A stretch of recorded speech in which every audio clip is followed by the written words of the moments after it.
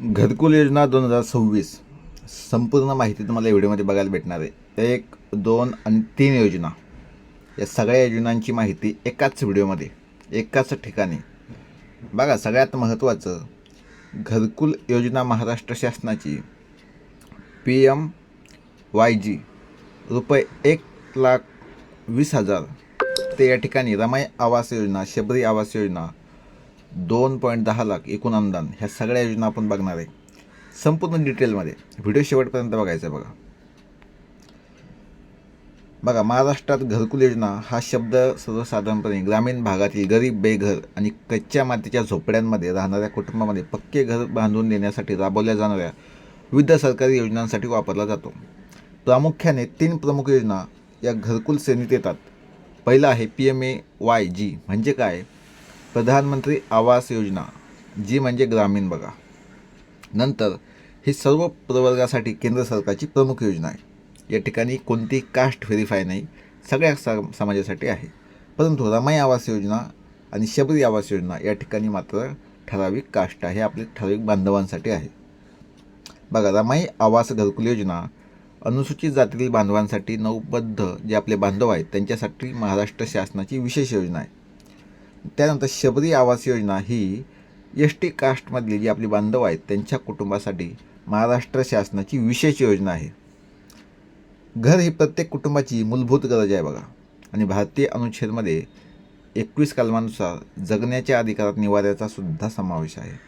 ग्रामीण भागात अजूनही लाखो कुटुंब कच्च्या मातीच्या भिंतीमध्ये, गवताची किंवा पत्र्याच्या छपरामध्ये राहतात. जीर्ण घरं असतात, म्हणजे पावसाळ्यात, उन्हाळ्यात आणि थंडीत या कुटुंबांना अत्यंत कठीण परिस्थितीला काय होतं, सामोरे जावं लागतं.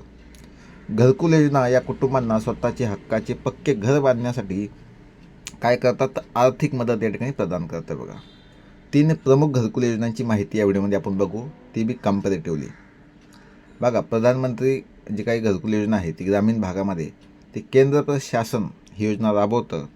रमाई आवास योजना ही फक्त महाराष्ट्र शासनाची आहे, आपल्या SC बांधवांसाठी. आणि शबरी आवास योजना आपल्या ST बांधवांसाठी आहे, हे पण महाराष्ट्र शासन राबवतं. आता PMAG म्हणलं आपण सगळे बांधव, याच्यामध्ये सगळे ठराविक बांधव. ग्रामीण अनुदान मैदानी 1,20,000 आहे. कुठे? प्रधानमंत्री आवास योजनेमध्ये. ग्रामीण म्हणलं डोंगराळे असेल तर 1,30,000 आहे. त्यानंतर महाराष्ट्रामध्ये अतिरिक्त असेल तर 50,000 रुपये बघा. आणि एकूण संभाव्य मदत ही 2,10,000 रुपयापर्यंत असते. त्यामध्ये शौचालय हे 12,000 रुपये आणि मनरेगा मंजुरी अंतर्गत 90 ते 95 दिवस ते चालतं. बँक कर्ज पर्यायसुद्धा 70,000 रुपयापर्यंत आहे बघा. निवास अट आहेत, हो, 2011 पासून निवासाची अट आहे बघा. तो महाराष्ट्राचा नागरिक, भारताचा नागरिक असावा. रमाई आवास योजना या ठिकाणी आपण बघतोय 1,20,000 ते 2,50,000 पर्यंत रक्कम भेटते बघा. एकूण संभाव्य मदत ही 2,50,000 पर्यंत. शौचालय बांधण्यासाठी या ठिकाणी 12,000 रुपये आणि मनरेगा अंतर्गत 90 ते 95 दिवस काम चालतं. आणि रमाई योजनेअंतर्गतमध्ये 15 वर्ष तो महाराष्ट्रामध्ये रहिवासी असावा. आता शबरी आवास योजना 1,20,000 ग्रामीण भागामध्ये, ग्रामीण अनुदान डोंगराळमध्ये 1,30,000 आणि 50% या ठिकाणी अतिरिक्त, म्हणजे 2,10,000 पर्यंत या ठिकाणी रक्कम आहे. शौचालयासाठी 12,000 रुपये, 90 ते 95 दिवस काम, आणि इथे सुद्धा 15 वर्ष तो व्यक्ती महाराष्ट्राचा रहिवासी असावा. ही माहिती आपण बघितली. 3 योजना आहेत. प्रत्येकानं आपण जी वरती माहिती सांगितली तीच माहिती या ठिकाणी शॉर्टमध्ये आहे बघा. प्रधानमंत्री आवास योजना ग्रामीण, रमाई आवास घरकुल योजना, त्यानंतर शबरी घरकुल योजना, शबरी आवास घरकुल योजना. निकष काय आहे यामध्ये? घरकुल योजनांसाठी सामान्य पात्रता निकष खालीलप्रमाणे: बेघर आणि कच्चे घर असावे. अर्जदार बेघर किंवा कच्च्या जीर्ण घरामध्ये, मातीच्या भिंतीमध्ये, गवताच्या छपरामध्ये राहणार असावा. पक्के घर नसावे. अर्जदाराकडे किंवा कुटुंबातील कोणत्याही सदस्याकडे स्वतःचे पक्के घर नसलं पाहिजे. आपण बघितलं हे निवासाचं. समजा प्रवर्ग रमाई आवास योजना, नौबद्ध, शबरी आवास.